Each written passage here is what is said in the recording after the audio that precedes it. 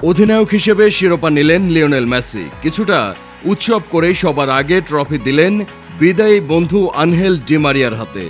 অধিনায়ক মেসি দলের সবাইকে বলেছিলেন ডি মারিয়ার জন্য এই শিরোপাটা জিততেই হবে। শেষ পর্যন্ত সেটাই করে দেখালো মেসি বাহিনী। আর্জেন্টিনার হয়ে অনেক সাফল্যের কারিগর ডি মারিয়া এবার জাতীয় দল থেকে বিদায় নিলেন হাসি মুখেই। টানা 2 কোপা আমেরিকা আর একটা বিশ্বকাপ জিতে লড়াকু মানসিকতার ডি মারিয়া। শেষ ফাইনালেও মেসি যখন নেই মাঠে, জীবন দিয়ে লড়াই করেছেন তিনি।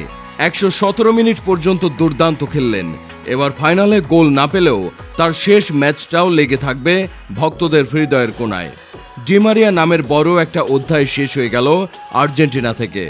যদিও যতদিন থাকবে আর্জেন্টিনার ফুটবল ইতিহাস, ততদিনই অনন্য উচ্চতায় থাকবে ডি মারিয়া। সেই 2008 সালের কথা, যখন নিয়মিত ক্লাবের সুযোগ মেলে না, সেখান থেকে উঠে অলিম্পিকে এসে আর্জেন্টিনাকে জেতালেন গোল্ড মেডেল। ডি মারিয়ার ফাইনাল ম্যাচের গোলে আর্জেন্টিনার হয়ে মেসির বড় কোনো অর্জন।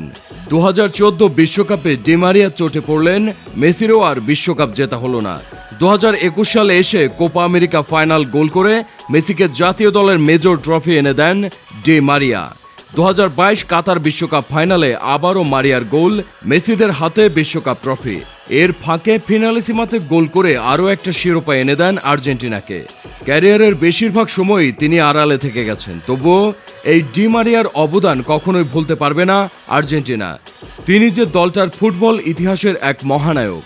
মেসি ম্যারাডোনার সাথে উচ্চারিত হবে কিংবদন্তি ডি মারিয়ার নামও।